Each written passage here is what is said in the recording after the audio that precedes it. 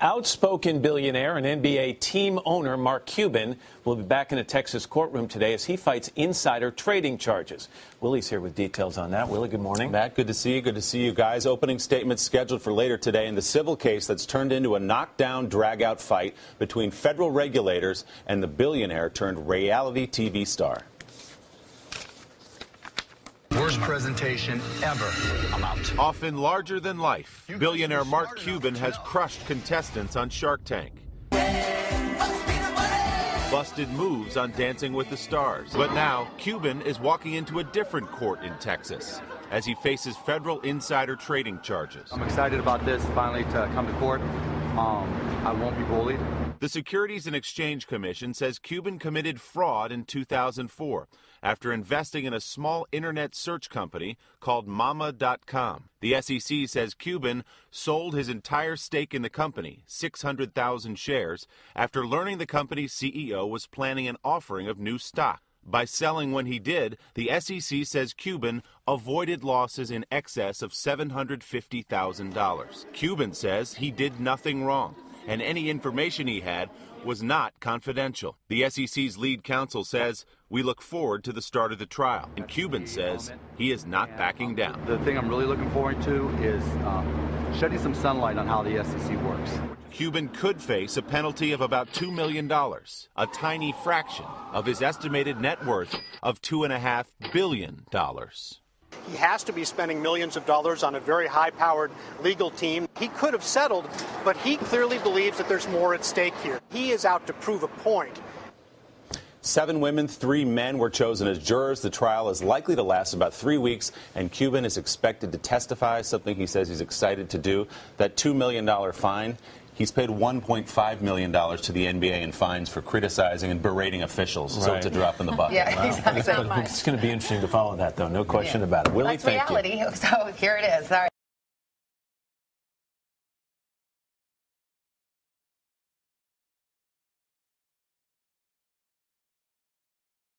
Use of a person's or groups to formally represent an organization or group of organizations' political bodies. The senator is ready to see you. Thank you, kind sir. Senator Yang, what a pleasure. Hi, nice to meet you. Nice to meet you. My name is Justice Williams. I am the Starbucks representative, and I already see you're having a delicious cup of our venti chai latte. Delicious, what a favorite. Now I've come here today to speak to you on the matter of the next bill. Now I know you're thinking, why vote no on higher taxes of sugar? Well, let me tell you. We at Starbucks Company Incorporated will donate 20% to your next presidential campaign. What do you say? Do we have a deal, Yang? I think we do. Pleasure's mine.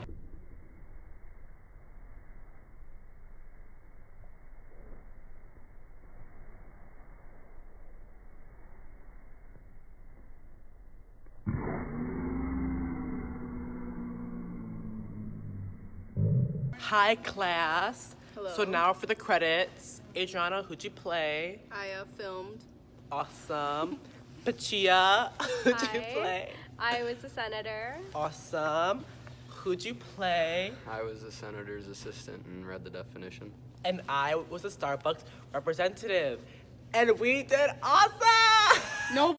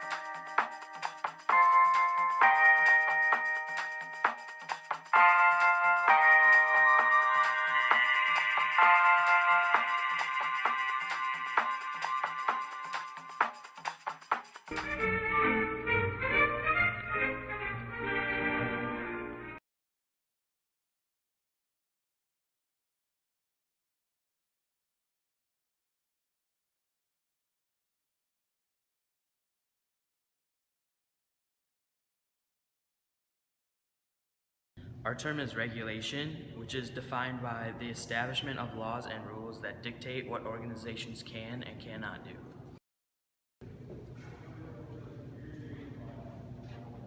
Hey, let's get to regulation.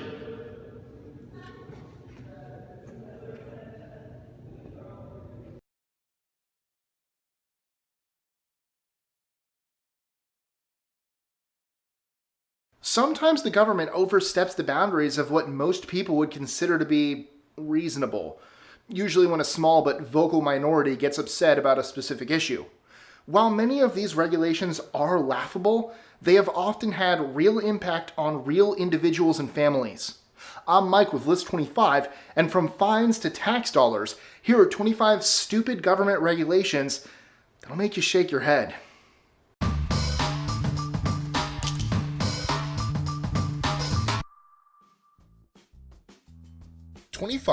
Rain falls from the sky, freely.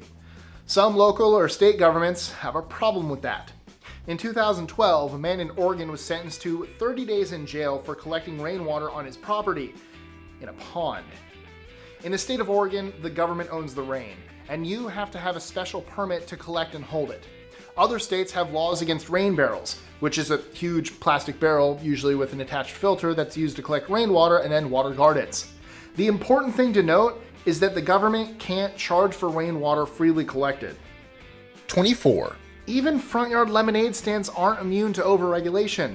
Sorry kids, they count as a business, and you need a permit for that, and professional equipment, and a stand that's up to local building code to sell lemonade. There are numerous stories of this happening all over the country, but one with a sweet ending is Annabelle Lockwood of California, who was told she needed $3,500 of professional restaurant equipment and a permit. A GoFundMe was set up, and the internet paid for the permit. But think of all the better things $3,500 could have been spent on. 23. There's a processed Franken meat known as turkey ham. It's processed bits of turkey and ham smushed together, and it's illegal to sell it with a label of ham turkey or to have the words ham and turkey in different fonts. Yep, not just illegal, it's a federal crime. 10. No zombie wine for you. It's a federal crime to sell wine with the word zombie in the brand name, specifically. 9. In Massachusetts, it's a law that children in daycare must brush their teeth after lunch. The government even provides, via tax dollars, toothpaste and toothbrush holders. Sure, it's a great idea and all, but a law implies the government will enforce it via jail time or fines. In case you're wondering where the term nanny state comes from, it's stuff like this. 1. This isn't a regulation that's held, thankfully, but New York City tried to ban big gulps because, people are fat and eat too much sugar. While that's true that a lot of people are fat and do consume too much sugar, the government regulating your sugar intake isn't going to fix that. Fat people are aware that they're fat. This was just pointless regulation where some people thought that they knew better and should be allowed to force their idea of better on everyone using the government. If you're not free to make bad choices, provided you aren't directly harming anyone else, you aren't really free.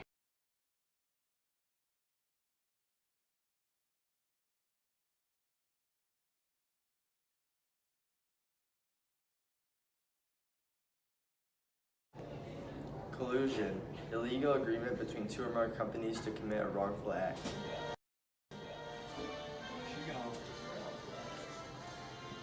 You're fired, Kalen.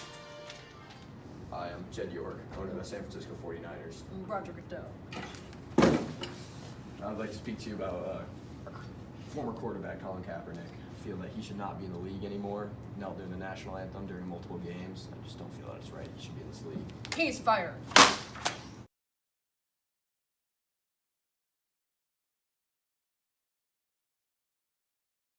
ProFootballTalk.com. Mike, we knew when there was going to be a big injury to a quarterback, Colin Kaepernick's name was going to be in the news that very same day. But Aaron Rodgers gets hurt, and Kaepernick's name is in the headlines for a different reason. Explain why. Yeah, that's right, Mike. Colin Kaepernick has filed a grievance alleging collusion on the part of the NFL. in connection with the fact that he is not employed, all dating back to his decision to kneel during the national anthem in 2016. The last straw, I'm told, was the failure of the Tennessee Titans to show any interest whatsoever in Kaepernick. When Marcus Mariota, their starting quarterback, got injured 2 weeks ago, they brought in various guys for workouts. They rebuffed Kaepernick's interest. And I'm also told that what Kaepernick is looking for isn't just relief for himself. There's an obscure provision in the collective bargaining agreement that, in the event of sufficient proof of collusion, can cause the entire CBA to be terminated prematurely. And that, no doubt, will be part of the conversation when NFL owners meet in New York on Tuesday. What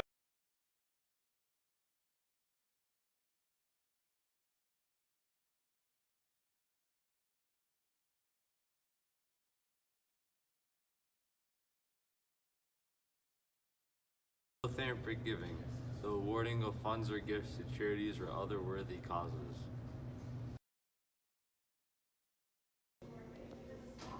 Who wants to give to our fine charity? Here you go. You seem like a nice cause. Here, have some money. Thank you.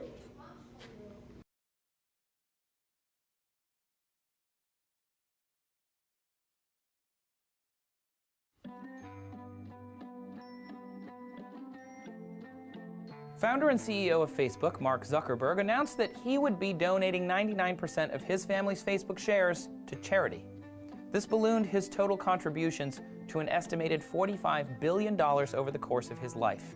It could end up being the largest financial donation in history. But in fact, this form of charity has become increasingly popular in recent years as the number of ultra-rich multi-billionaires continue to rise. So we wanted to know, who has donated the most money to charity ever? Well, one of the most known philanthropists is also the richest person on earth, Bill Gates. In 2008, the founder of Microsoft left his company to focus on philanthropy and pledged to donate 95% of his fortune to charity. Since then, the Bill and Melinda Gates Foundation has established an endowment of more than $41 billion, making it the wealthiest charitable foundation in the world. Their primary focus is on improving healthcare and education, while reducing extreme poverty through grants to smaller localized charities.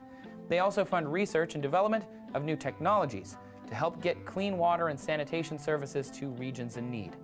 But while Bill Gates is perhaps the best-known philanthropist, he is not the most generous. It is, in fact, business magnate Warren Buffett.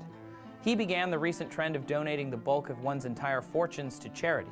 In 2006, Buffett pledged nearly all of his then $44 billion estate to the Bill and Melinda Gates Foundation. This pledge, like Zuckerberg's, was reportedly made in shares of his company Berkshire Hathaway. However, Zuckerberg's $45 billion pledge may just end up surpassing both Gates and Buffett's contributions. Over time, Facebook's share price could increase, upping the total donation amount. But unlike the other two philanthropists, Zuckerberg's money is going to his own Chan Zuckerberg Initiative. The foundation is not technically a charitable trust, but a limited liability corporation, meaning that the money does not actually have to be spent on charity. Some see this as unreasonable, especially since the goals of the organization are relatively vague, advancing human potential and promoting equality. Still, Zuckerberg, Buffett, and Gates have not only cleared the way for charity, but have also inspired others to donate significant sums of money. In 2010, Buffett and Gates started the Giving Pledge to encourage the ultra-rich to pledge at least half of their fortunes to charity. Many wealthy individuals have signed on, including Michael Bloomberg, Tim Cook, Larry Ellison, and more than 130 others spanning across 14 countries. While the top three are estimated to have pledged over $100 billion, the effort to convince others to give may have even more powerful effects into the future of charity.